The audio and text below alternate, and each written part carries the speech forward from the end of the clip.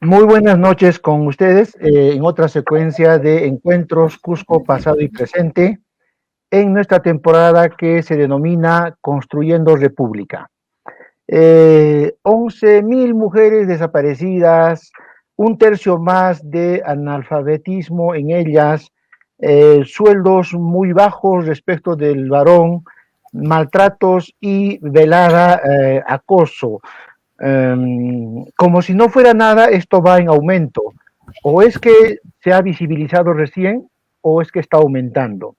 ¿Qué hacer frente a ello cuando los discursos no tienen mucho impacto? Y sin embargo, en la sociedad y en la vida misma, la mujer va tomando una posición. Para esta ocasión hemos invitado a 5 mujeres que están en actividad, en acción, que son mujeres que tienen una posición en la vida, que hacen diferentes actividades, pero que también tienen una opinión al respecto. Estos enfoques, entonces, a partir de las preguntas que he hecho, van a ser abordadas en las intervenciones de ellas. Está con nosotros Eldi Flores Nájar, antropóloga, Serly Figueroa Montoy, abogada y activista, Geraldine Romero, artista, Maritza Paritza Flores, planificadora, y Vanessa Farfán Sarabia, que se nos incorpora. Empezamos entonces este conversatorio con la presentación de Eldi Flores Nájar. Eldi Flores Nájar es antropóloga en NOUSAG, responsable de la Escuela de Gobernabilidad del Centro Guamán Poma de Ayala, egresada del 13º Curso Superior de Dirección Pública Local para Gestores Iberoamericanos, organizada por el Europis Zaragoza, España, con más de 20 años de experiencia en capacitación de adultos en temas de participación ciudadana, liderazgo de derechos humanos, con experiencia en asesorías políticas públicas, con enfoque de género e interculturalidad. Egresada de programas de especialización en derechos humanos, gestión de inversión y su articulación a los sistemas administrativos, patrimonio, gestión cultural, organizado por la UNESCO en 2017. De diplomados en gestión pública, contrataciones, medio ambiente y recursos naturales, organizado por Guamán Poma de Ayala y la Universidad Católica Sede Sapienza, en identificación y formulación de iniciativas regionales y locales de desarrollo económico local, Procompite y SNI Productivo. Muy buenas noches, Eldi. Buenas noches, con los que están ahora acompañándonos desde las redes y con las amigas que están esta noche en la sala virtual. Respecto al tema que has planteado, creo que es importante pensar que no solo a raíz del 8 de marzo que se recuerda, se conmemora los derechos que hemos ido ganando por todos estos años las mujeres, sino debe ser un tema a abordar constantemente, de reflexión constante, ¿no? Siempre estos temas importantes los tocamos en fechas y creo que más bien deberían ser abordados en todo el proceso, durante todo el año y en las distintas acciones. Es cierto, con la pandemia sobre todo se ha visibilizado muchos problemas referidos a la mujer. Uno de ellos es el tema de la violencia, ¿no? Se ha notado que aquella visibilizado, mejor dicho, el problema de violencia que sufren las mujeres y los integrantes de la familia, porque hay una cadena en la violencia, ¿no? Si la mamá sufre violencia o la mujer sufre violencia, a su vez los que sufren violencia son los niños, entonces es una cadena. Y de ahí es increíble, pero sufren también hasta si hubiese mascotas en la casa. Entonces esos temas de salud emocional, de mantener en las mujeres estabilidad es importante. Otro tema que así que se ha visibilizado en este tiempo es el tema o que se está revalorando, creo yo, que por muchos años no se creía que era importante, es el tema del trabajo doméstico y de cuidados. En pandemia, en realidad, las mujeres como nosotras que hemos ganado espacio laboral, que hemos asumido funciones profesionales en nuestra vida, en muchos casos, al estar en pandemia con el trabajo remoto, hemos tenido que sumar horas en el trabajo doméstico y en el trabajo de cuidados. Es cierto que se ha empezado a compartir, pero todavía creo que es mínimo y las brechas aún son grandes y entonces es otro tema que se debería estar abordando constantemente. Hay la ley 27.900, por ejemplo, que es la de la cuenta satelital, que las instituciones públicas deberían generar servicios públicos para descargar funciones en las mujeres. Caso concreto, por ejemplo, vasos de leche cuando van a recibir su ración, su capacitación. La mayoría de mujeres van con sus niños. y no pueden capacitarse, no pueden recibir bien los servicios del Estado, porque los niños, pues de alguna manera, como lo comentábamos antes, cuando hay niños pequeños a nuestro cargo, en realidad nuestras funciones se duplican. Y creo que esos son temas que el Estado debe ir abordando. Hay la ley, hay leyes, hay muchas leyes, pero en realidad no se terminan cumpliendo. Creo que ese es otro tema que deberíamos tomar en cuenta cuando hablamos de mujeres, del tema de género, de qué estamos ganando, qué nos está haciendo falta, qué brechas debemos cerrar.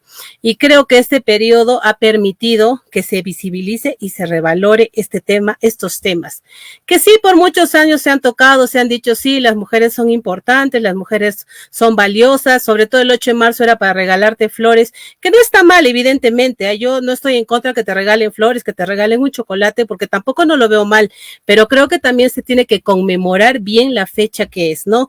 No llevarlo a los extremos. Hace unos años, por ejemplo, veía en las librerías de Lima que el día del 8 de marzo ponían en oferta los libros de autoayuda, que en realidad, pues, o sea, te pones a pensar y dices, claro, las mujeres están violentadas, sus emociones, su sistema de su salud mental no es la más adecuada, si sufre violencia, me imagino que necesita libros de autoayuda, pero creo que no es solo eso, ¿no? Yo creo que nosotras que estamos hoy acá tenemos muchos derechos ganados. Yo, por ejemplo, no siento que a lo largo de mi vida he sufrido problemas de discriminación por mi sexo, por género, más bien he estudiado lo que yo he realmente querido, no he tenido que hacer de verdad labores domésticas hasta hace unos meses, he sido autónoma en mis decisiones, pero creo que hay mujeres que todavía no logran este proceso, estos derechos realmente, y creo que debemos sí darles seguir trabajando por estos procesos, por estos temas, porque es importante. Yo voy cerrando aquí y creo que hay una agenda pendiente para trabajar sobre todo las mujeres. Se ha hablado mucho de el machismo, se habla del heteropatriarcado, se habla de muchos términos, pero quienes realmente siento yo vamos reforzando muchos de estos somos las mismas mujeres. Yo con esto no digo que hay que criar hombres que tengan que hacer todas las labores domésticas y revertir los roles. Evidentemente no, pero sí creo que tenemos que empezar a trabajar igualdad y equidad, y eso depende mucho de las mujeres, porque muchas veces son las mujeres más machistas que los mismos hombres, ¿no? Porque generamos estereotipos, asumimos situaciones para nuestros hijos que no son las mismas que asumimos para nuestras hijas. Yo iría cerrando ahí y creo que ese es un tema que habría que pensarlo cuando hablamos de género, de mujer, las brechas. Muchas gracias, Eldi, en esta apertura, y continúa la doctora Eldi Serly Figueroa Montoy, abogada, vicepresidenta del colectivo Soncoarmi, ex candidata a la vicegobernatura del gobierno regional, regidora de la Municipalidad Provincial del Cusco en los periodos 2007, 2010, 2011, 2014, ha desempeñado diferentes cargos públicos como gerenta municipal, gerenta de administración y finanzas, entre otros.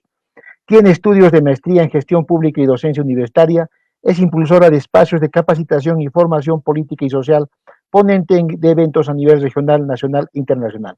Buenas noches, Serly.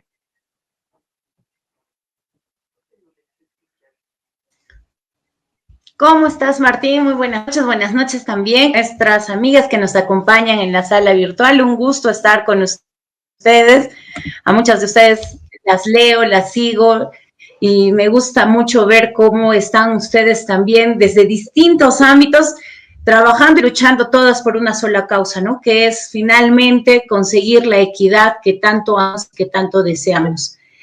Bueno, yo voy a hablar un poco sobre la mujer política en estos tiempos, y es un contexto que quizás pueda resultar muy conocido, pero que no se sabe muy a fondo qué está pasando al interior de los partidos, movimientos políticos, cómo se está mirando las elecciones en este tiempo. Debemos empezar diciendo que nuestra región, Cusco, tiene una representación femenina con la congresista Matilde Fernández, que además ocupa la tercera vicepresidencia en el Congreso.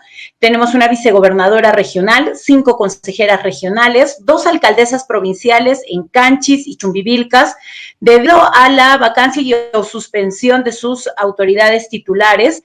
En el caso de Canchis está Cari Macedo y en el caso de Chumbivilcas, Nadia Liz Payo Taipe. Tenemos 2 alcaldesas distritales democráticamente elegidas en elecciones, está Marina Núñez en Accha y Gladys Montalvo en Ocobamba. Esta situación en realidad en nuestra región siempre ha llegado a tener una representación de mujeres que no ha llegado a sobrepasar el 25% en general de representación política. A nivel de país hemos llegado al 29%. No ha habido hasta ahora un antecedente histórico que nos diga que mujeres y varones han tenido, digamos, el mismo número en escaños o en regidurías o consejerías, etcétera. Tampoco a nivel de gobernaturas. Entonces, la gran pregunta es, ¿por qué pasa esto? Y si esto va a seguir pasando con la ley de paridad y alternancia. Y en efecto, la ley de paridad y alternancia, que como ustedes saben, se ha aprobado el año pasado por el Congreso de la República como parte de la reforma política, se está implementando desde este año y hace que las listas al Congreso sean conformadas por el mismo número de varones y mujeres. Y en distritos electorales o provincias electorales como Cusco, por ejemplo, que teníamos y tenemos 5 escaños al Congreso de la República, a través de una resolución del Jurado Nacional de Elecciones, se amplía 6 candidaturas.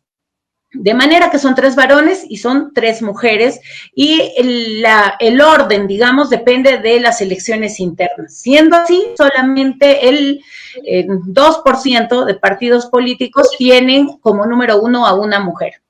Los demás partidos, lamentablemente, no lamentablemente, digamos, es parte de su costumbre, de su elección, su decisión democrática interna, tienen todavía en la cabeza a varones.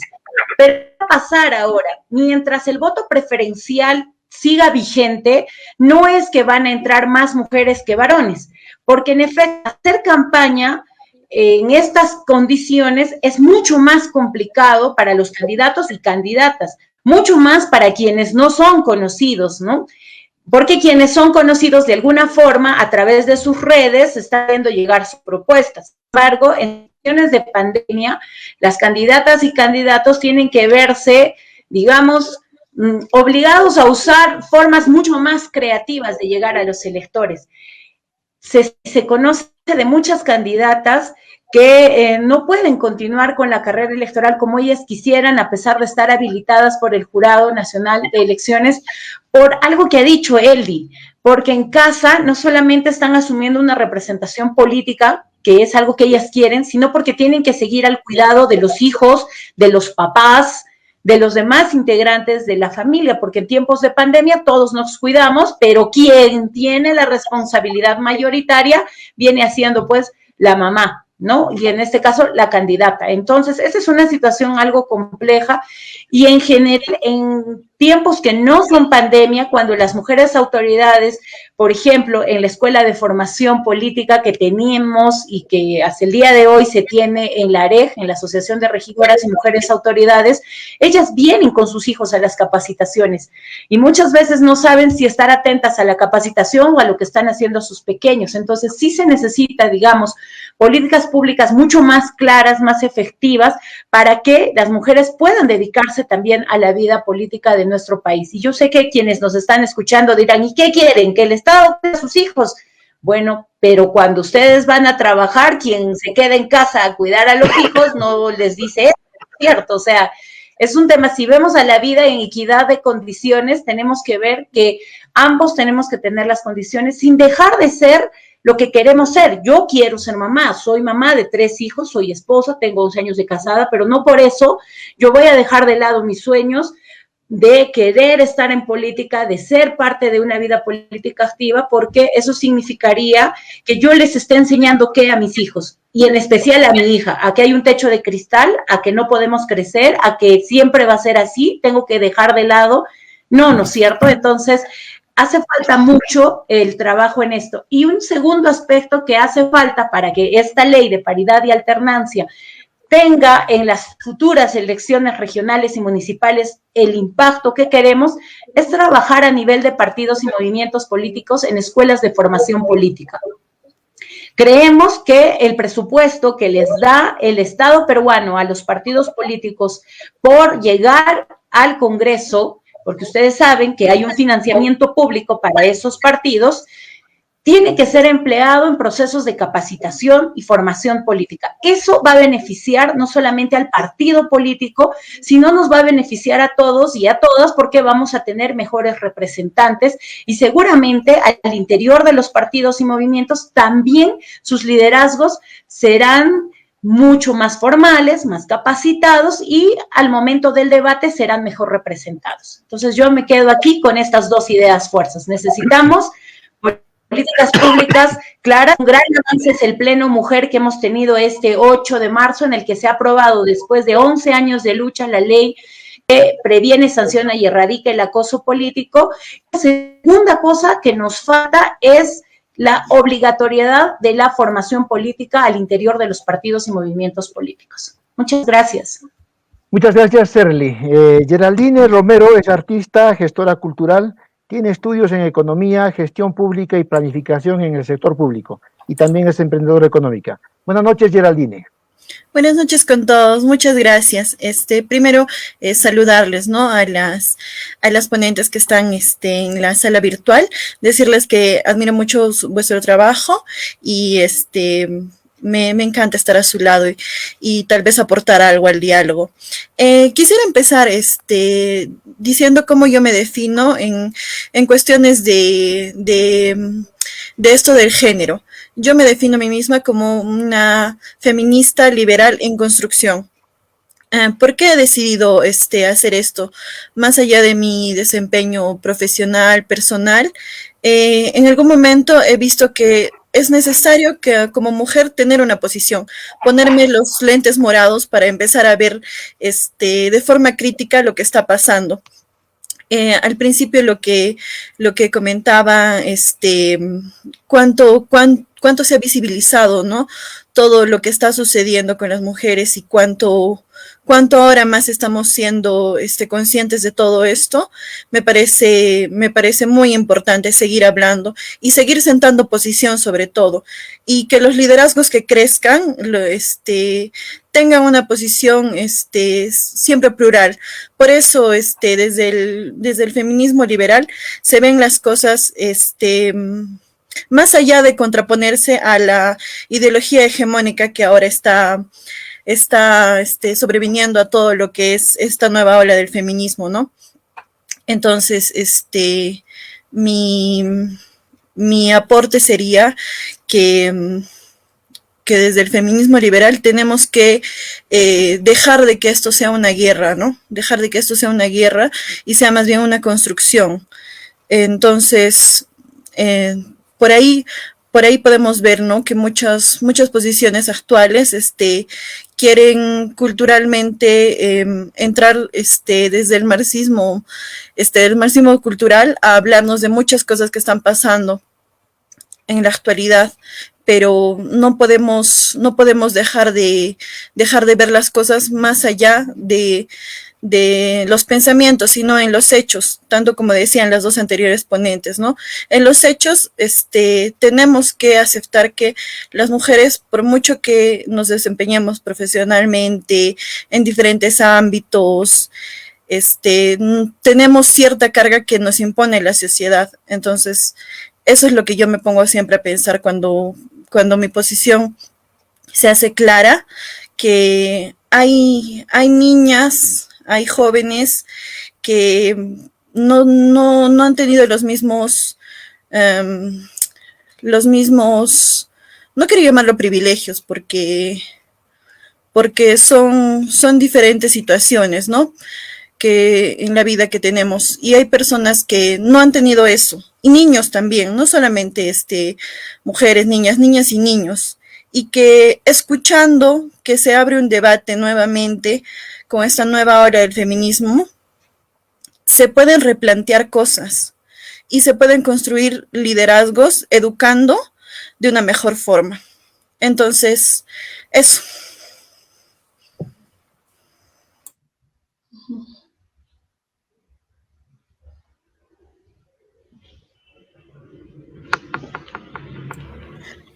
Tu micro está cerrado.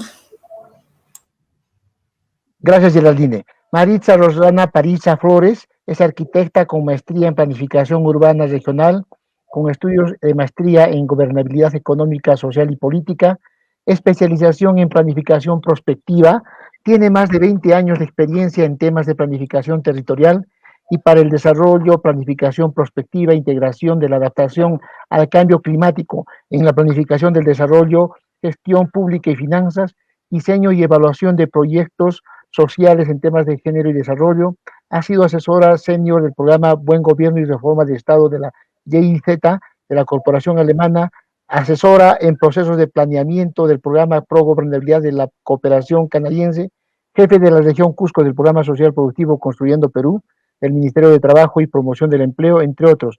Actualmente es la responsable de los ejes transversales y coordinadora del programa de apoyo al fortalecimiento de los servicios de saneamiento en el Perú en Helvetas Swiss Intercorporation, autora de varias publicaciones vinculadas al área de planificación y desarrollo territorial. Buenas noches, Maritza. Buenas noches, Martín. Buenas noches, queridas copanelistas. Agradecer primero la invitación y tener la oportunidad de compartir este espacio que lo veo que es intergeneracional, interprofesional, lo que yo creo que va a alimentar bastante la riqueza de nuestros comentarios. Cuando yo leí el título genérico que le pusiste a esta presentación, Mujer, Vida, Instituciones, de la retórica ideologista y retaliadora a la práctica, me pareció bastante retador, ¿no? Porque es un abordaje diferente. Entonces, siempre en adición a lo que dijeron las anteriores panelistas, me pongo a pensar que es importante, sí, pues, visibilizar cuál es esta retórica ideologista que existe en función a este tema de género, feminismo, mujer, etc. Entonces, creo que hay dos retóricas ideologistas que están presentes en nuestro día a día, ¿no? Lo que podríamos llamar como la retórica tradicional, que es aquella que básicamente conduce nuestra forma de ser, nuestra forma de pensar, de ser, y que lo hace de manera subconsciente e inconsciente, porque es algo que hemos recibido como parte de nuestra formación. Y esto definitivamente influye en estas relaciones de género que hay, las relaciones de género e intergénero también, porque las sociedades a través del tiempo han definido estos elementos que determinan nuestra manera de interpretar qué es lo masculino, qué es lo femenino. Y eso nos están transmitiendo a partir de discursos, prácticas, a partir de actitudes que nosotros vemos y que podemos replicar y que crean estas bases que son estos modelos, podríamos decir, de las relaciones de género. Y paradójicamente, a través de la historia, a través también del tiempo y viendo también las diferentes sociedades, hemisferio norte, hemisferio sur, occidente, oriente, etcétera, vemos que paradójicamente estos elementos que constituyen el sistema de género básicamente son los mismos, ¿no? Por ejemplo, estos roles de género que son los que atribuyen funciones o actividades asignadas culturalmente a hombres y mujeres, que van a ser tan determinantes quizás sin que nos demos cuenta y que lleguen a ser determinantes en la manera como nos conducimos en la vida. Y esos atributos que las sociedades dan a cómo debe ser una mujer, cómo debe ser un hombre, que también nos impactan, ¿no? Muchas veces, si hacemos un alto en lo que estamos haciendo, nos vamos a dar cuenta que tenemos una carga determinista que nos viene de atrás, y es importante reflexionar y pensar eso, para cabalmente cortar esta sucesión o esta cadena de roles estereotipados para hombres y para mujeres que en realidad están generando un conjunto de desigualdades. Y junto con eso, pues Estas sociedades, las sociedades tienen normas, tienen reglas, tienen sanciones, y que son un conjunto de pautas y mandatos que no están escritos en ningún lado, pero que sin embargo los vamos asumiendo y asimilando desde que somos niños, desde que somos pequeños. Y junto con eso también hay un conjunto de instituciones y organizaciones que son las encargadas de transmitir y reproducir estos mandatos, ¿no? Empezando por la familia, definitivamente la familia, la escuela, el barrio, la comunidad, la iglesia donde participamos. Y hay un tema bien interesante, ese conjunto de normas y de instituciones que nos van definiendo como varones, como mujeres, realmente producen lo que podríamos decir unas formas de control social, ¿no? Establecen límites y además son sancionadores y punitivos, ¿no? De ahí bien interesante, Martín, el tema que planteabas, ese término, mejor dicho, de retaliadora, es decir, sociedades castigadoras, sociedades punitivas, donde existe lo que es adecuado, lo que se espera en la sociedad de un hombre y una mujer. Y eso también se traduce en un conjunto de símbolos culturales, y eso lo sabemos definitivamente. Y los ejemplos más comunes que hemos escuchado N veces es del uso de determinados colores para hombres y mujeres, el uso de juguetes. Y esto es bien importante y determinante para el futuro. Y más ahora que estamos entrando a una era de transformación digital tan grande, el hecho que no se estimule, por ejemplo, a las mujeres con juguetes que signifiquen crear, construir, modificar, etcétera, va a generar a la larga nuevas brechas que ahora no existen, la brecha digital, la brecha de participación en temas de ciencia, matemática, etcétera. Es decir, esta retórica tradicional está condicionando nuestro comportamiento. Sin embargo, junto a esta retórica tradicional, desde mediados del siglo XX y ahora en este siglo XXI, ha surgido una nueva retórica respecto a género y a estas relaciones de género. Esto, bueno, no voy a hacer un recuento histórico porque sería muy largo, sin embargo, sí creo que es importante destacar que, bueno, esto parte a partir primero de grupos organizados de mujeres que cuestionaron, ¿no?, esa situación de inequidad, esa posición un peldaño más abajo que el varón en todas las esferas, en la familiar, en la política, en la sociedad, etcétera. Y entonces plantearon un conjunto de reivindicaciones que fueron haciendo realidad a lo largo del siglo XX y que todavía no terminamos de que éstas se puedan concretar. Y acá quiero destacar que en realidad estas luchas las mujeres las han hecho realmente solas, ¿no es cierto? Y más o menos a partir del siglo 50 es que estas reivindicaciones se fueron analizando de manera sistemática, ¿no? Entonces se fueron visibilizando que efectivamente había unas relaciones inequitativas de género y estas fueron recogidas, digamos, por la academia, que empiezan a analizar, plantean un conjunto de metodologías, marcos, etcétera, para tratar de desentrañar este misterio de por qué en las sociedades había estas desigualdades tan marcadas entre hombres y entre mujeres, ¿no? O sea, ese determinismo que si tú naciste mujer tenías que hacer determinadas cosas, era una construcción social, era un mandato divino, ¿qué era? Y entonces es importante haber hecho este análisis sistemático. Y más adelante, a partir, bueno, de la creación de las Naciones Unidas, etcétera, todo esto ha sido recogido y es a partir de la labor, creo yo, de las Naciones Unidas y que todas sus propuestas son vinculantes a la gestión de los estados y yo creo que ahí es que por lo menos se ha dado un salto cualitativo en cuanto a introducir este tema de las desigualdades de género, la necesidad de la igualdad de género, la necesidad de hacer medidas que generen condiciones equitativas para acceder a las oportunidades, a los servicios que dé el Estado. Entonces, no quiero hacer un recuento histórico de estas diferentes, si se quiere, ideologías, pero decir que, bueno, primero se habló de mujer, después se habló de mujer y desarrollo, mujer en el desarrollo, etcétera. Quiero más bien centrarme ahora en decir qué es lo que queremos como sociedad. Pues creo que como peruanos y peruanas lo que queremos es una sociedad donde podamos hablar, y no solamente hablar, sino practicar y lograr una igualdad de género.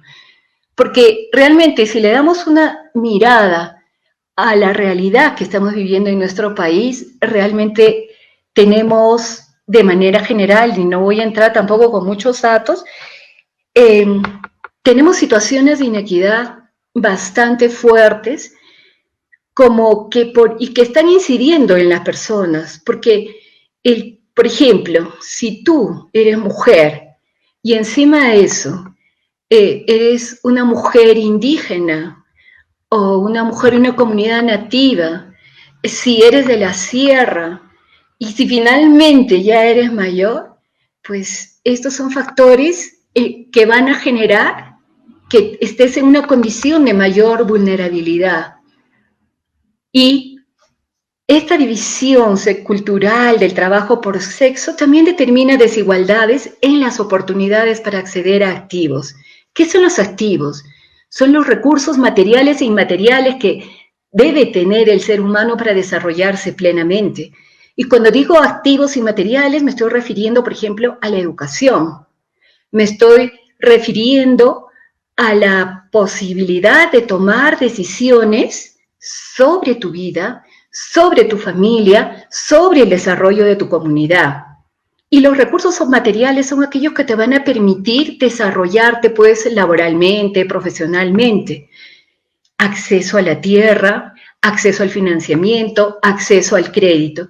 Y entonces en estos temas vemos que hay una inequidad y una desigualdad bien grande entre hombres y mujeres. Lo podrías redondear esto en la segunda parte. Entonces, ya Perfecto. para terminar tu idea. Simplemente quiero decir que estos impactos diferenciados están incidiendo no solamente en el desarrollo individual, sino en el desarrollo de las sociedades. Y que es importante que repensemos qué camino tomamos, porque si queremos un desarrollo sostenible, equitativo, pues debemos de partir por eliminar estas desigualdades, estas brechas entre hombres y mujeres, que se reproducen culturalmente. Y entonces ahí está el tema. ¿Cómo visibilizamos estas brechas? ¿Cómo ponemos en relieve nuestra actitud individual, personal, comunitaria, etcétera, que tenemos que cambiar este discurso de relaciones de género que nos han transmitido y que aceptamos muchas veces sin cuestionar? Muchas gracias, Maritza. Vanessa Farfán Sarabia es fundadora y directora ejecutiva de Ñahuincuna, tallerista, columnista y consultora de diferentes proyectos basados en temas de igualdad de género, desarrollo personal, educación sexual y participación política juvenil para la ONU, organizaciones sociales y entidades del Estado. Fue representante nacional en diferentes congresos, encuentros, entre otros países como Colombia, México, Chile, y estuvo presente en la cumbre de Nairobi sobre la CIPD 25. Buenas noches, Vanessa. Buenas noches, muchas gracias. Solo quiero aclarar que mi colectivo se llama Ñañaicuna, que es un nombre en quechua, que significa hermanas.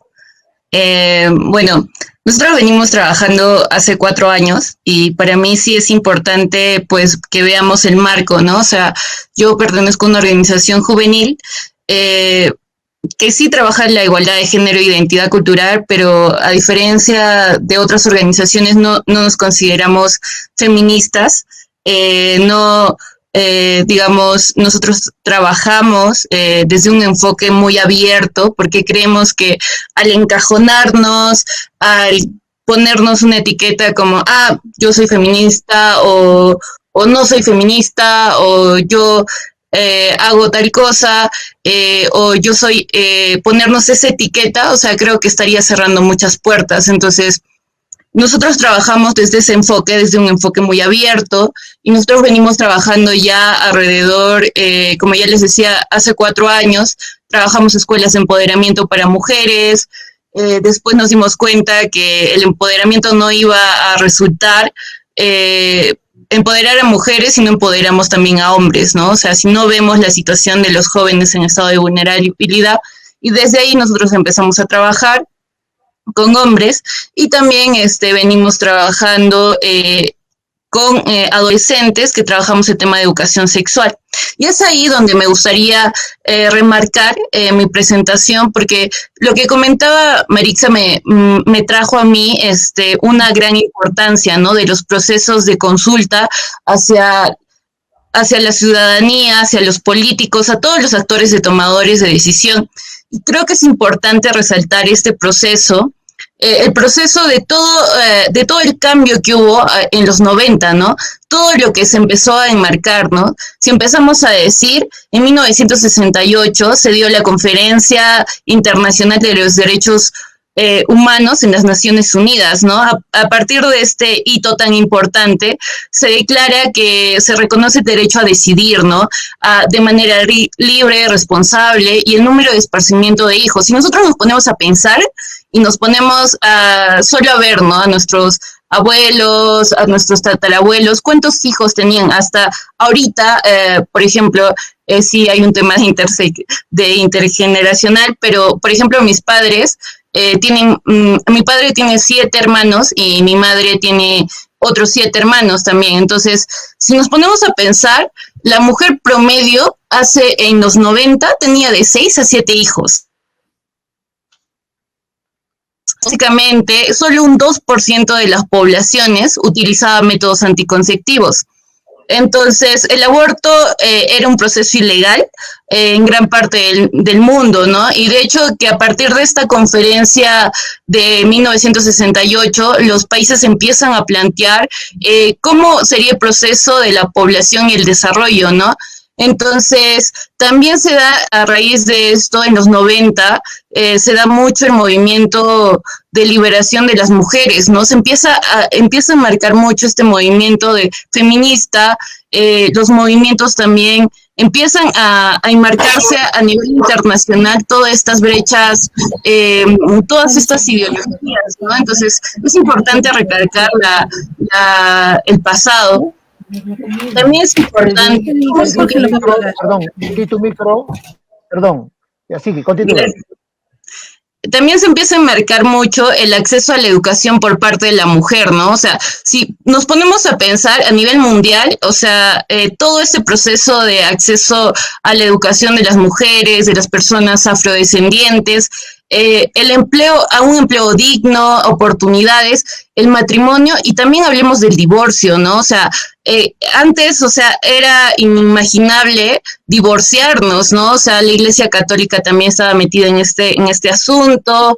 Es importante que las mujeres en el país y a nivel mundial no eran dueñas de sus tierras. O sea, si nos ponemos a pensar, muchas de las mujeres, si nacían en una familia que tenía muchas propiedades, las propiedades pasaban a ser de los hombres, ¿no? En ese tiempo. Entonces, todo esto se empezó a luchar, los movimientos en los 90 se empezaron a marcar un granito, y creo que es importante también resaltar todo este trabajo que se vino haciendo, ¿no? También es importante cómo el movimiento de las personas LGTBIQ fue un movimiento tan grande que hizo que también en los 90 se quite este tema del DSM o digamos, de los trastornos psiquiátricos que una persona con lesbiana, bisexual, sufría un trastorno psiquiátrico, ¿no? Entonces, es importante ver. Y yo estoy, en este marco de los 90, también es importante ver que la tasa de natalidad a nivel mundial era más alta que la tasa de mortalidad. Entonces, empezamos a reproducirnos un montón, había mucho este tema de que había toda esta visión de la mujer que era para el tema que las mujeres teníamos que ser, nuestra función era ser madres, ¿no? Entonces, a raíz de todo este movimiento, como decía Marixa, es importante remarcar cómo nace el Fondo de las Naciones Unidas para las actividades en materia de población, ¿no? Cómo nace el fondo para ver que la población y el tema del desarrollo, es decir, cuántos hijos teníamos, intervenía mucho en el tema del crecimiento económico de los países también, y en el desarrollo y acceso a oportunidades. Y yo vengo ahí a hablar para terminar todo este hito de los 90, que es bastante, y creo que el tiempo no me daría. La ONU declara el 10 de diciembre Día Internacional de los Derechos, ¿no? También a partir de 1974 se da la primera Conferencia Mundial de Población en Bucarest. En 1979 se aprueba la Convención sobre la Eliminación de todas las formas de violencia en la CEDAW, que es un instrumento muy importante, que lo trabajan a nivel nacional, que hay muchos informes. Es importante revisar cómo a través de esta convención ya se da como las primeras raíces para las políticas internacionales a favor de la igualdad de género. Y es importante también remarcar que en 1994 se da la Conferencia de Población de Desarrollo en Cairo, y es importante ver cómo 179 países se reúnen durante 17 días para hablar por fin sobre el desarrollo, ¿no? Para hablar sobre los métodos anticonceptivos, sobre la educación sexual, sobre el acceso al aborto. Se habla sobre la eliminación de todo tipo de violencia, y es importante ver cómo en estos 17 días los tomadores de decisión se unen con la sociedad civil. Y es ahí donde yo quiero aclarar, ¿no? Que después de 25 años, se vio en Nairobi todo este trabajo, ¿no? Se puso en balance cómo había servido el tema de educación sexual en los países que se habían empleado, cómo hay un tema de retraso todavía en muchos de los países como el nuestro, que todavía es muy difícil hablar sobre la educación sexual en el tema de las escuelas, cómo todavía hay creo que hay un retraso en el tema también de nuestros actores políticos, ¿no?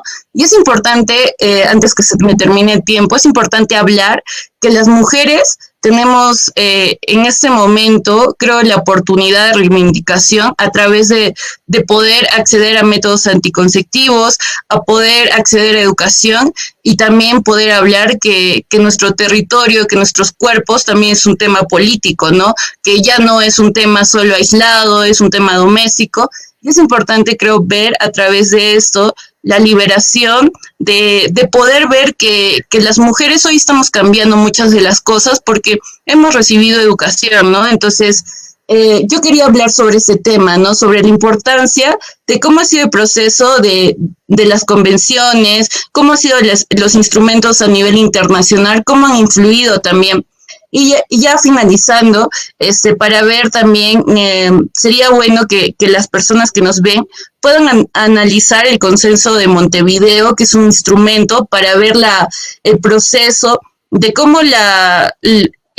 cómo el país está trabajando en el tema de igualdad de género y cómo ha asumido ciertos compromisos internacionales, que a pesar que los partidos políticos, conservadores o los candidatos populistas quieran decir que nos vamos a liberar, pues no, hay temas de derechos humanos que durante, digamos, a pesar de que propongan sus propuestas, no pueden ir, ¿no? No pueden ir contra estos derechos que ya se han ganado, pero sí siento que todavía por parte de nosotros las activistas mujeres, las activistas trans, bisexuales, lesbianas, de toda la comunidad afro, la comunidad indígena, todavía creo que hay un cierto miedo porque hemos visto que en muchos países a nivel internacional, cuando han entrado partidos que van en contra de los derechos humanos, ha sido un gran retroceso para todo este trabajo internacional. Entonces, bueno, muchas gracias, Martín, te doy el pase para la segunda ronda.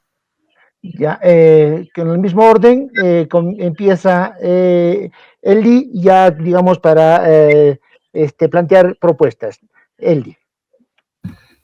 Gracias, me ha parecido muy importante todas las vertientes que hemos abordado este tema de la mujer. Yo pienso que las propuestas tienen que ir por cerrar estas brechas, ¿no? Por ejemplo, en educación, en zonas rurales, a raíz de lo que decía Marisa, la interseccionalidad que sufren las mujeres, esa violencia, esa discriminación múltiple, tenemos que ir cerrándola con educación. Por ejemplo, las niñas en zona rural acceden a educación mayoritariamente que los niños en zona rural, pero a medida que van avanzando en educación, las brechas se ensanchan y no terminan, ¿no?, los niveles educativos. Entonces, ese es un tema a trabajar y a abordar desde el sector educación, cómo permitir que las mujeres accedan educación hasta los niveles superiores, ¿no? Otro punto que hay que ir viendo cómo trabajar es el tema, sí, de la violencia, el tema de la autonomía económica en el ciclo de la violencia de género, porque las mujeres violentadas en la mayoría de veces son mujeres dependientes económicamente y que desgraciadamente al hacer la denuncia y al pasar por todo el proceso, no tienen dónde ir y terminan regresando donde la persona que ha sido el agresor, y entonces ahí a futuro se tienen los feminicidios. Entonces es un tema fuerte ir abordando. Y otro tema que considero que sí hay que trabajarlo con fuerza, quienes trabajamos temas de liderazgo con organizaciones sociales, con organizaciones de mujeres sobre todo, empezar a trabajar con los hombres. Mucho se ha dejado de lado a los hombres y se ha trabajado y fortalecido capacidades, empoderado a las mujeres. Hemos hecho muchos cursos de capacitación a mujeres sobre lo que es empoderamiento, sobre lo que es autonomía, habilidades blandas, asertividad, autoestima, pero el momento en realidad que estas mujeres vuelven a sus hogares, el hombre no está a la par, en el mismo camino, en la misma sintonía de las mujeres, y entonces muchas veces hemos sido causantes de situaciones de violencia, y creo que es momento de trabajar con los hombres todos estos temas. Se habla mucho ahora de las nuevas masculinidades.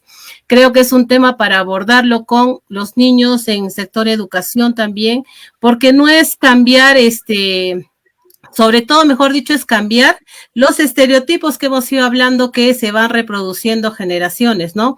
El hecho de los juguetes, ¿no? ¿Por qué niños con determinados juguetes, las niñas con determinados juguetes? ¿Por qué desde niñas vamos marcando a las mujeres para ser madres, para ser esposas y quizás no con aspiraciones profesionales? Ojo, vuelvo a repetir, las labores domésticas, las labores de cuidados son las más importantes, no son remuneradas, pero son las más importantes. En realidad nos hemos dado cuenta que es la base de la sociedad. Si no hubiese en el hogar, si no hubiese una mujer que está cocinando, lavando, atendiendo, no habría esa masa laboral que podría ir a las calles a estar trabajando y generar economía para las sociedades. Entonces creo que son esos temas, quizás me olvide alguno, pero creo que educación es fuerte, el tema de trabajar la lucha contra la violencia, la autonomía económica y este tema de las nuevas masculinidades. Y creo que el Ministerio de la Mujer y Poblaciones Vulnerables debería empezar a descentralizarse, no solo ser desconcentrado, porque aquí solo tiene promotores que no tienen autonomía, o sea, todo se pide y se solicita a Lima las autorizaciones, todo viene desde Lima, entonces no están realmente adecuados a las realidades locales de, como decía Maritza, zonas nativas, zonas andinas.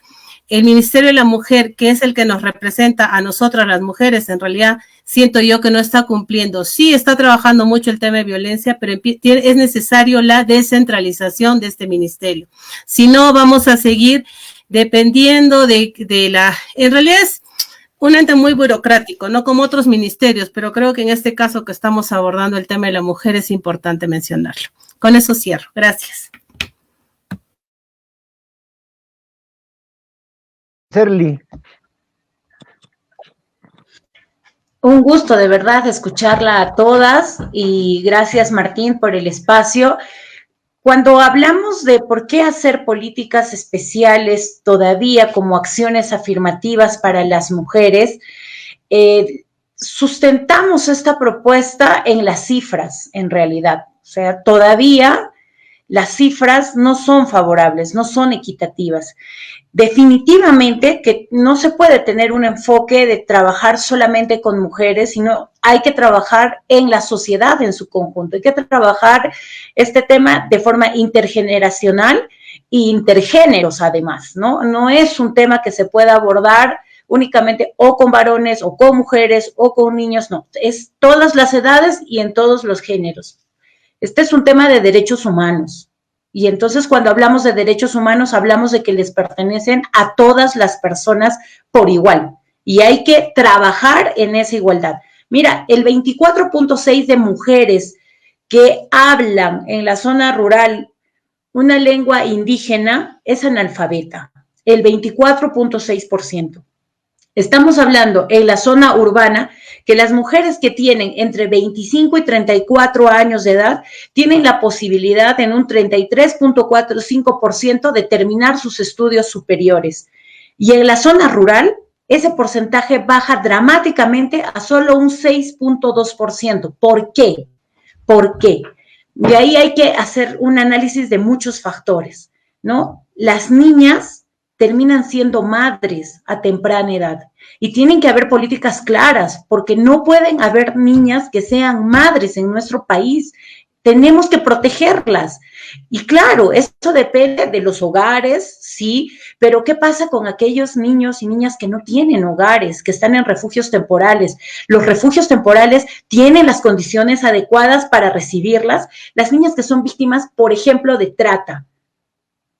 ¿Cuál es la política de Estado para ellas? Ellas no se van a recuperar con 2 sesiones, 3 sesiones de terapia. Ellas necesitan una atención permanente especializada. Lo mismo pasa con los niños y niñas que son transgresores de la norma. No los puedes juntar con aquellos niños que lamentablemente el juez les ha quitado la patria potestad a sus padres por casos de violencia, pero eso está pasando en nuestra región. Estamos mezclando niños con distintos problemas, que no debería ser así. Deberíamos, si tanto nos preocupamos por los niños, por la juventud, bueno, hay que empezar mirando también esto, que no todos tienen papá y mamá al lado, que hay niños que están en las calles, que necesitan ser por fin atendidos en específico. Entonces ese es un tema muy fuerte. Lo segundo que hay que trabajarlo muy duro es el tema del machismo. El machismo mata, el machismo hace daño, el machismo pasa de generación en generación y no es que las mujeres sean más o menos que machistas que los varones, es que lo somos por igual. Lo que pasa es que parece tan normal, si tú le hablas a una pareja de esposos del campo de las cosas que estamos hablando, nos dirían probablemente como una candidata llamó, ¿no? Terroristas, nos dirían cómo van a pretender decirle eso a mi hija, que acabe la universidad, que vaya, ¿no? Pero es que es así, hay que trabajar en eso y eso significa educación.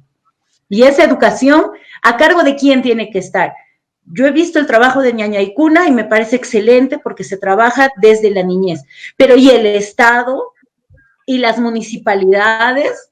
¿Y acaso no son los órganos de gobierno que llegan mucho más cerca a los ciudadanos? Entonces, hay que hablar de políticas del Estado involucrando sí a las organizaciones de jóvenes, de mujeres, en general las organizaciones, porque hay que empezar a trabajar en conjunto. Yo creo que la forma de cómo el país puede salir adelante es primero en conjunto, haciendo una suerte de reflexión de lo que hemos vivido hasta ahora y qué cosas estamos haciendo mal para empezar a corregir esos errores y mirar para adelante. Lo que me ha pasado a mí no tiene por qué pasarle a mi hija. Lo que le ha pasado a una niña que lamentablemente la han sacado de su hogar a los 9 años, a 10, la han obligado a abortar, a los 11 también, a los 12 también, y hoy no sabe dónde pertenece, no le puede volver a pasar a otra niña en el Perú. Y eso de quién no solamente depende de un Estado, también depende de todas y todos. Muchas gracias. Muchas gracias, Erly. Geraldine.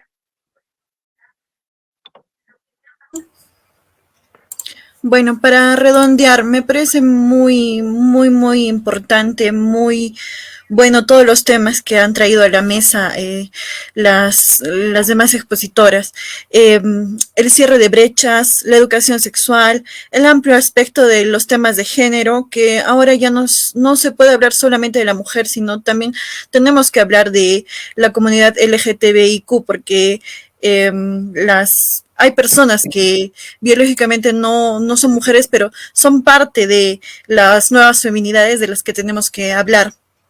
Y la educación, ¿no? Y el rol de los varones, ¿cuál debe ser su rol o cómo se les invita a ser aliados por esto que se quiere, ¿no? De el cierre de brechas. Entonces, yo creo que hemos avanzado mucho como sociedad, hemos avanzado mucho, se está hablando mucho de esto, pero en educación se necesitan más herramientas que lleven a logros.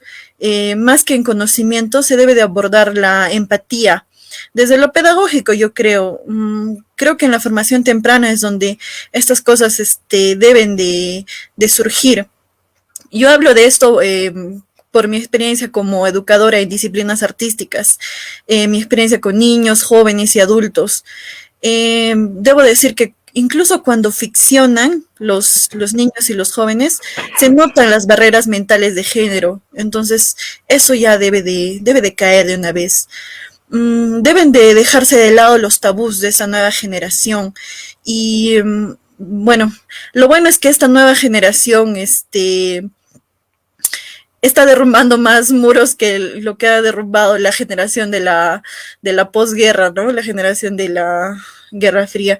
Entonces, ya no es tabú aceptar diferentes masculinidades, ya no es tabú que los temas de género pasen al ámbito político y luego pasen a acciones de opiniones ciudadanas, formar nueva ciudadanía. Esta generación, creo, la que viene luego de nosotros, se está encargando bien y hay que aportar a eso.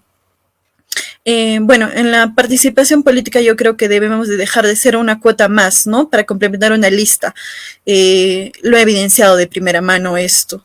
Entonces, hace poco han habido debates en el Congreso para ver, ¿no?, las nuevas leyes de representación. Y la educación, incido en la educación, debe de invitar y aceptar y mirar fuera solo de nuestros contextos. Los varones son aliados de este cierre de brechas, de esta meta que queremos para crear una sociedad mejor en tema de género. Yo creo que son aliados, pero no se dan cuenta. Por ejemplo, he tenido conversaciones con varones muy bien formados, muy empáticos, pero alguna vez saqué el tema del 8 de marzo, ¿no? Como no es un día de felicitar, sino es un día conmemorativo, etcétera, y alguna vez recibí una respuesta como que yo no creo en eso, como si les estuviéramos hablando de Papá Noel o el ñacacho. No es una ficción, es una realidad. Y no a los varones o mujeres que dicen no ser representados por esto y dicen piensan a veces que todo está bien, que no hay por qué incidir en temas de género, todo está correcto, todo está ok, el feminismo no me representa. No, ningún feminismo de cualquier ala no quiere representarte a la fuerza. Quiere representar una idea y quiere abrir un debate. Entonces, eso debemos de abrazar en los debates. No necesariamente te tienes que posicionar como feminista o no, pero debemos de abrazar el debate para crear más empatía. Y bueno, gracias a todo esto, gracias a todas estas herramientas, romperemos el ciclo de violencia y misoginia internalizada, ¿no?, que hay en nuestra sociedad, y así llegaremos a ser una mejor nación, mejores ciudadanos sobre todo. Gracias. Gracias, Geraldine. Maritza. Sí, en adición a todo lo que dijeron quienes me han antecedido, quiero remarcar que la igualdad de género es una revolución cultural. Parte por visibilizar el problema, asumirlo y trabajar de manera consciente y sistemática en cambiar estos patrones tradicionales a nivel de persona, a nivel familiar, a nivel de sociedad. En realidad tenemos mucha esperanza en las nuevas generaciones, pero ayer asistí a la presentación de una investigación que hizo la Universidad Católica, donde presentaron alguna data que realmente me dejó pensando. Sabemos que hay una sobrecarga de labores en la mujer, ¿no? Hablamos de trabajo remunerado, trabajo no remunerado y de las actividades personales, ¿no? Entonces sabemos que esas brechas están presentes en las generaciones mayores, pero me voy a centrar en los jóvenes de 18 a 29 años y les voy a decir rápidamente la data que encontramos, ¿no? El trabajo remunerado en mujeres es 51.1% y en hombres 52.2%. ¿Qué significa? La brecha ahí en el trabajo remunerado se ha cortado. En el trabajo no remunerado, o sea, esos roles que uno cumple de cuidado, el trabajo reproductivo que se hace en la casa, las mujeres dedican 35.3 horas a la semana y los hombres 14.6%. ¿Qué significa? Perdón, 14.6 horas. ¿Qué significa? Que estos jóvenes de 18 a 29 años son seguramente solteros, estudiantes, y son los hijitos de mamá que no están haciendo nada. Están esperando que haya alguien detrás de ellos que les prepare la comida, que les planche la camisa, que tenga todo arreglado. Entonces, ahí creo que hay un trabajo bien importante que estas redes de mujeres tienen que trabajar, ¿no? Porque en las actividades personales que tienen que ver con la educación, la superación, las mujeres están también por delante, ¿no? A la semana emplean 28.5 horas y los varones 24 horas. Es decir, las mujeres entre 18 y 29 años tienen una jornada, digamos, semanal de 114.9 horas y los hombres 68.2. Y la gran diferencia está en ese trabajo no remunerado, que es el trabajo doméstico, y que esa tendencia la van a ir arrastrando a lo largo de su vida. Entonces, definitivamente, ese tiempo es un activo intangible, y ese tiempo tenemos que ver de compartirlo en el hogar, padres e hijos, marido y mujer.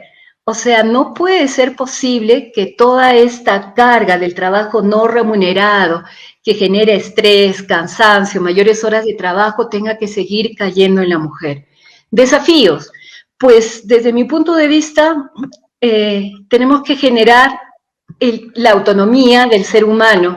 Y la autonomía del ser humano pasa por el empoderamiento económico, empoderamiento para toma de decisiones y el fortalecimiento de capacidades. Y quiero acá remarcar que en nuestra sociedad, con estos números que hemos estado viendo, pues estos jóvenes no son autónomos ni están trabajando su autonomía, los jóvenes varones, porque están trabajando una dependencia a costa de el trabajo de un tercero no remunerado. Eso tampoco es ser autónomo. Y para las mujeres, pues, hay que reforzar también la autonomía en estos tres campos. Sí creo, el reto es generar nuevas masculinidades, un hombre democrático, un hombre sensible, autónomo en estas tres áreas, productivo, reproductivo y toma de decisiones. El tema de género y la equidad de género, la igualdad de género, no se puede trabajar únicamente con mujeres. Es un trabajo que debe abordar a hombres y mujeres. Y creo que las mujeres tenemos una oportunidad, y es que los patrones culturales se transmiten en la casa. Y si las mujeres estamos abocadas a esta tarea de educar, a este trabajo de cuidado de los hijos, pues en el mejor sentido de la palabra, aprovechemos esta oportunidad para ir cambiando estos patrones tradicionales de las relaciones de género, de los roles. Está en nuestras manos.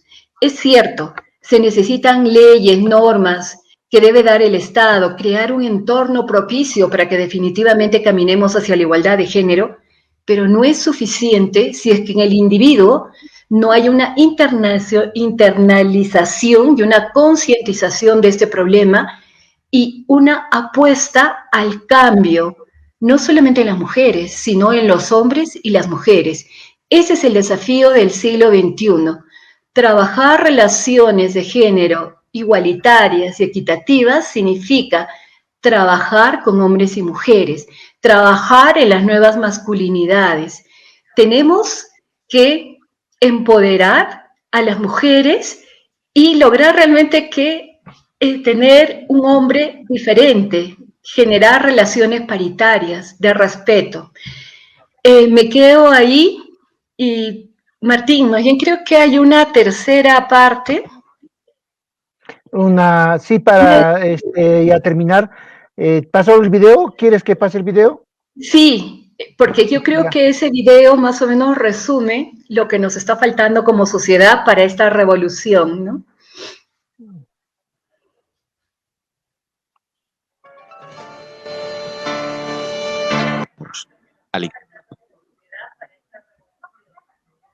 Todo el mundo sabe cómo es un hombre de verdad. Un hombre fuerte, sin miedo y seguro de sí mismo. Escala montañas, apaga incendios, mata las cucarachas de la cocina sin sufrir un rasguño. Pero hay un problema con esta idea de masculinidad. No se ajusta a la realidad.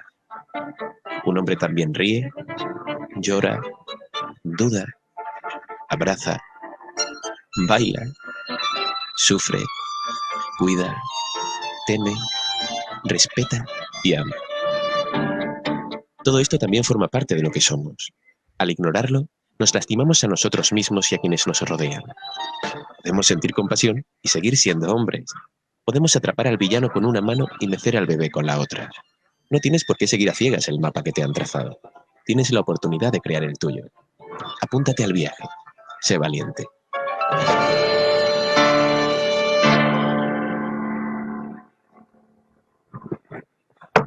Sí, creo que este es un desafío que debemos de asumir como sociedad. Género se trabaja con hombres y mujeres. Muchas gracias. A la autonomía de las mujeres y a una nueva masculinidad en los hombres. Muchísimas gracias. Vanessa.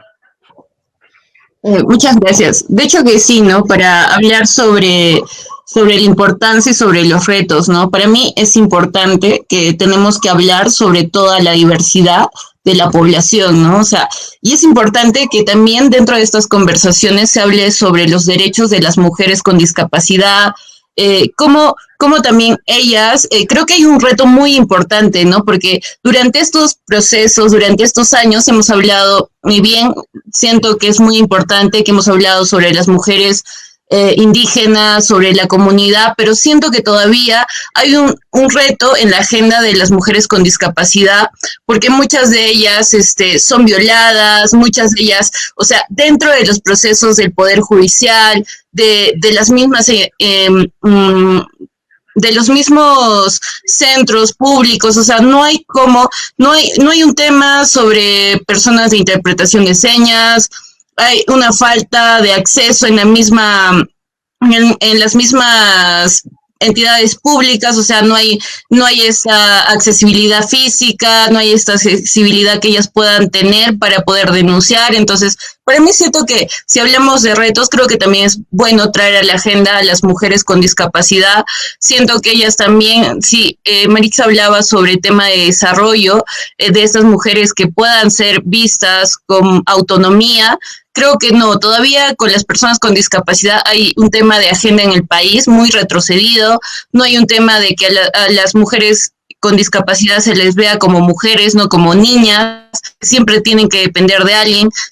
Yo he venido trabajando con mujeres con discapacidad y ellas quieren que se las vea como mujeres. Las mujeres con discapacidad tienen sexualidad, también menstruan, también tienen un tema de desarrollo, entonces creo que hay que verlas como personas.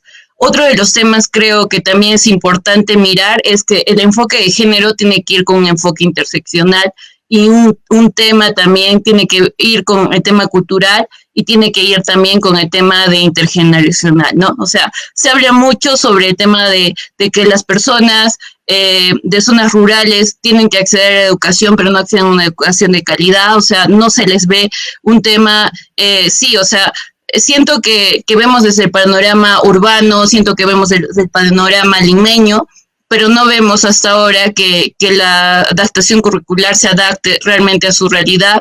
Y también, o sea, ver ese enfoque, ¿no? También que muchos de nosotros que trabajamos y venimos trabajando en provincias, o sea, muchos de los jóvenes en provincia ven que digamos, el Estado ha dicho, ya, bacán, ¿no? Vamos a trabajar con los jóvenes, les vamos a mandar su texto en quechua, vamos a desarrollar mallas curriculares de acuerdo a su región, a esta población indígena. Pero, ¿y qué pasa, no? Cuando a un joven o una joven la mandamos con beca 18 a la universidad, ¿no? O sea, hay un tema que muchos de los jóvenes en zonas rurales, en zonas indígenas, están regresando realmente, realmente se podría decir deprimidos, realmente decepcionados de este acceso a la educación, porque llegan a la ciudad, tienen que vivir solos, ellos no están acostumbrados, no hay una adaptación, y el acceso también en el tema de la ruralidad se le ve como, hay que llevarles a las comunidades rurales educación, y no se les lleva una educación de calidad, no se les lleva una educación de calidad digna. Y creo que también para mí es importante remarcar que esta agenda política que se viene a estas nuevas elecciones va a tomar va a ser un gran reto porque va a depender mucho del partido político que entra al Estado para poder seguir avanzando en temas de agendas de derechos humanos, en temas de agendas de derechos de las mujeres. Si entra un partido, ya sea que no ve la mirada de todo a nivel mundial, a nivel latinoamericano, las realidades, y solo entra un partido populista, creo, y seguimos teniendo congresistas mediocres que no conocen la realidad, no conocen las necesidades de su propia región, o sea, y no son realmente políticos. Creo que va a haber un gran retroceso, ¿no? Y antes de la agenda sobre el tema de desarrollo, en el tema de objetivos de desarrollo sostenible que plantea la ONU, que todos los países se han propuesto para el 2030, ha regresado 10 años, ¿no? 10 años atrás hemos regresado en la lucha de que las mujeres se empoderen, y eso lo ha demostrado el tema de la tasa alta en temas de violencia contra las mujeres, ¿no? Muchas gracias. Muchas gracias, Vanessa. Ya para terminar, concluir y despedirnos, Eldi. Bueno, yo quiero hablar también. Es cierto que las mujeres estamos en desventaja, hay muchas brechas que cerrar. La equidad todavía no está como quisiéramos, no hay la igualdad que también buscamos. Como decía, el objetivo 2030, la meta 5 es luchar contra la violencia. Pero en esos 17 objetivos también hay cosas importantes que el Estado peruano está avanzando, pero también es populista. Yo no sé si un nuevo gobierno va a cambiar todas estas cosas, ¿no?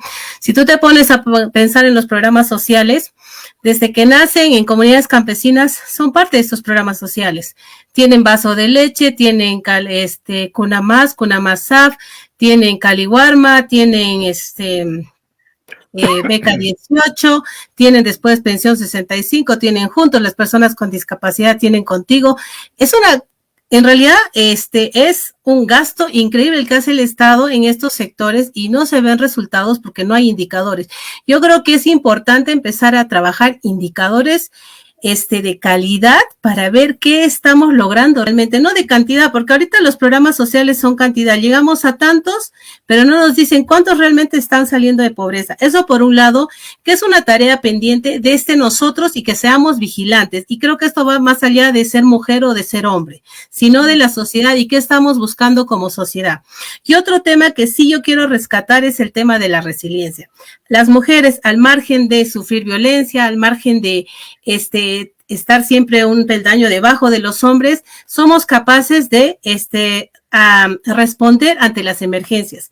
¿Quiénes han hecho comedores populares en este proceso, esta pandemia? Son las mujeres. ¿Quiénes se han encargado de los cuidados de las personas enfermas? Son las mujeres. ¿Quiénes se han encargado de las labores en los hogares? Son las mujeres. Es decir, en un sismo, ¿cómo se organizan? ¿Quiénes se organizan primero? Las mujeres. En procesos del niño, la niña, los fenómenos estos, ¿quiénes se organizan primero? Las mujeres.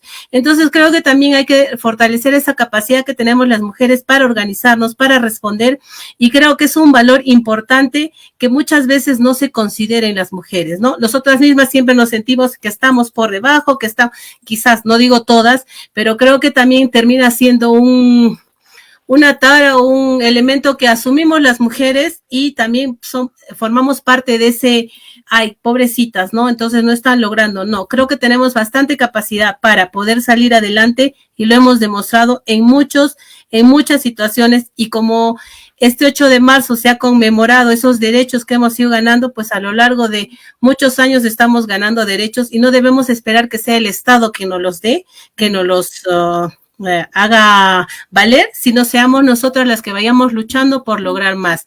Creo que esa es la tarea pendiente, y pues fuerza y resiliencia siempre para las mujeres es importante. Felicitar a quienes han estado esta noche en el panel, ha sido enriquecedor conocer y saber las propuestas y los planteamientos que están trabajando, y a ti, Martín, por la oportunidad. Gracias, Eldi, muchas gracias. Shirley.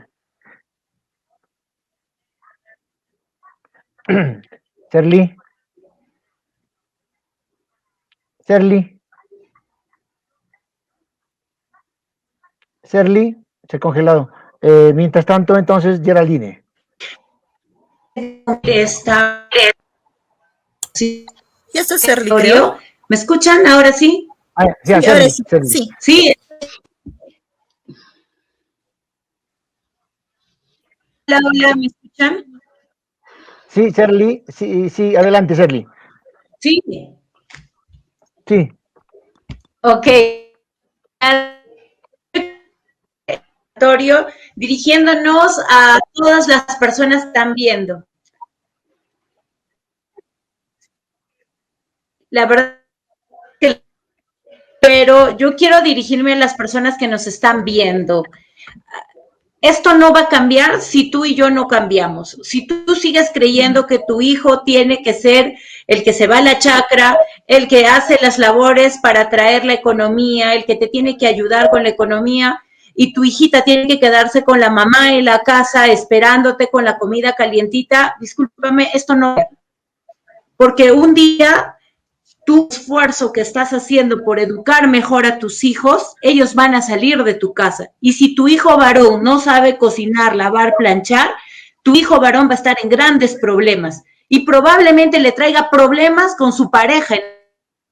Entonces, no hagas que esto se arrastre a una generación que no tiene lo que va a vivir. Esto puede terminar con nosotros, terminar en tu casa. Empecemos a criar a nuestros hijos y a nuestras hijas. Ambos tienen derecho a lo mismo y ambos pueden en la vida lograr lo que ellos quieran lograr y lo que tú estás haciendo con tanto esfuerzo. Por tanto, esta noche yo quiero pedirles a todas las personas que nos están mirando a través de lo maravilloso que puedan ser las redes sociales, a cambiar nuestra forma de pensar, de ver las cosas. Esto va a cambiar si tú cambias, si dejas de decir azulito para rosadito, mi hija, la cocinita de juguete para Navidad y para mi hijo el jean, para mi hija la fita, solamente con cosas tan sencillas como esas estamos cambiando. Deja de decirle a tu hijo que es macho de llorar y deja de decirle a tu hija, y pobrecita, la guagua se ha caído. No, ambos pueden llorar, ambos tienen sentimientos y eso depende de ti cambiar, ¿de acuerdo? Eso es lo que yo quisiera decirles esta noche y vamos para adelante, que sí se puede. Muchas gracias, Serly. Geraldine. Gracias. Bueno, yo también quiero dirigirme a las personas que nos están viendo, que están aportando desde los comentarios, desde que estén aquí escuchando, ya estás dentro del ancho espectro que es los temas de género, que llámelo feminismo o no, ¿no? Entonces, yo quiero decirles que buscamos lo mismo, ¿no? Una sociedad más igualitaria, sobre todo igualdad ante la ley, pero queremos que el individuo, varón o mujer, independientemente, se libere de esquemas prehechos, ¿no? Sobre cómo debes de desarrollar tu plan de vida. La maternidad y la paternidad debe ser deseada. La educación básica tiene que incluir educación sexual integral. Tus elecciones como carrera o tu profesionalización, tienen que estar al alcance de todos, si decides emprender o no. También tenemos que tener todas las mismas herramientas. Entonces, como decía, desde que te interesa el debate, desde que estás escuchando acá, ya eres parte de la solución. Entonces, si escuchas la palabra feminismo, puede que a muchos les haga... les aleje de entrar a los temas de género que son importantes para todos y busca para todos los mismos beneficios. Dejemos de ver al varón como el proveedor, dejemos de darle esa carga, dejemos de darle la carga de la maternidad a las mujeres, eso, ¿no? No queremos privilegios las mujeres, queremos igualdad de oportunidades e igualdad en el proceso a estas oportunidades, ¿no? Yo creo, y hay data que me respalda, como les decía al principio, que yo me considero feminista liberal en construcción, que el mercado es lo que más ha empoderado ahora a la mujer. Abrir a más posibilidades, abrir a un espectro más grande de posibilidades. Entonces, a quienes nos están escuchando, existe un feminismo que no quiere que las mujeres nos cuide papá Estado, reemplazando al histórico padre o al histórico marido, ¿no? Hay que conocer más sobre la pluralidad del feminismo y los temas de género y a dónde queremos llegar, porque queremos llegar a lo mismo que todos, ¿no? Que el individuo se desarrolle, las sociedades sean mejores para todos, no solo para las mujeres, para los varones también. Es tiempo de autoeducarnos. Gracias a que están acá mirándonos, escuchando, como decía, aportando en los comentarios, ya están haciendo mucho. Autoeduquemos y repliquemos eso para que pueda llegar a más personas estos temas. Y lo que siempre digo, ¿no? Educar es construir. Estamos construyendo mejores cosas mientras haya debate. Eso sería todo. Muchas gracias, Geraldine. Maritza. Ok, bien, yo soy militante por la igualdad de género. Creo firmemente que varones y mujeres nacemos con las mismas potencialidades. Es la familia, es la sociedad la que va a hacer que esas potencialidades se conviertan en capacidades. Y esas capacidades son los gatilladores de los procesos de desarrollo de una sociedad. Pues bien, no creo que el gobierno sea únicamente el responsable de encontrar las soluciones a las inequidades que hay. Me ratifico diciendo que la equidad de género, la igualdad de género, es una revolución que se va a hacer de abajo hacia arriba. ¿Esto qué significa? Personas, familias, sociedades, comunidades, pueblos. ¿Son necesarias las leyes y las normas? Por supuesto que sí, porque van a ayudarnos a regular y a normalizar aquello que queremos cambiar.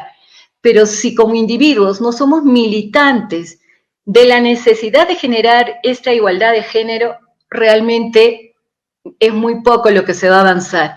Ejemplo, realmente para mí ha sido una gran desilusión ver que en estas generaciones jóvenes no está cambiando el uso del tiempo. Entonces yo creo que ahí hay un gran desafío para las generaciones jóvenes. No se trata solamente de gritar, sino de practicar, ¿no? Ese es mi mensaje y creo que cada uno de nosotros, hombres y mujeres, tenemos que ser militantes hacia una igualdad de género. Convirtamos potencialidades en capacidades. ¿Dónde? Casa, colegio, escuela. No le pidamos todo al gobierno. Finalmente nosotros somos el Estado, ¿no? Ese es mi mensaje.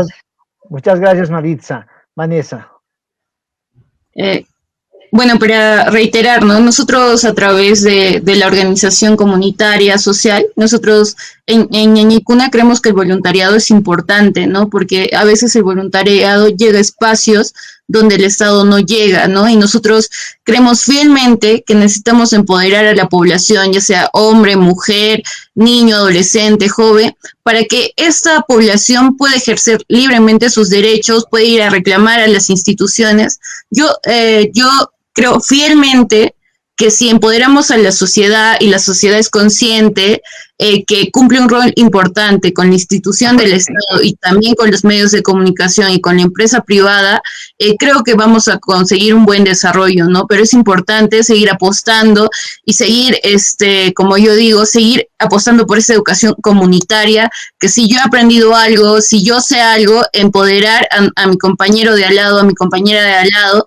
Y nosotros en Ñañicuna creemos eso, ¿no? Entonces, por eso nosotros llevamos talleres a comunidades, llevamos talleres a colegios y trabajamos con distintas poblaciones para poder creer. Entonces, yo creo también firmemente que sigamos, las personas que están viendo, apuestan por un empoderamiento personal, también apuesten por un empoderamiento y una empatía social, ¿no? Porque si hoy muchos de nosotros tenemos oportunidades, tal vez puedes compartir esas oportunidades que tienes con otras personas. Entonces, yo sigo creyendo que la población debe de hacer voluntariado y de realizar más conductas prosociales en favor de toda la sociedad.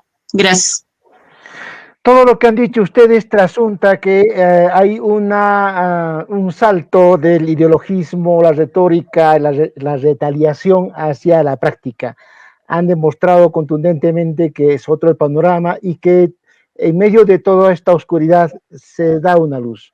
Les agradezco muchísimo en nombre de la ciudadanía, en nombre de todos ustedes, de las mujeres, esta participación. Maritza, Serly, Eldi, Vanessa y Geraldine. No será la primera oportunidad, seguiremos debatiendo. Han quedado abiertos muchos temas, han abierto un enorme escenario para conversar y muchas gracias de nuevo, muy agradecidos y buenas noches. Buenas noches. Buenas noches, muchas gracias. Buenas noches, hasta luego. Nos vemos, adiós.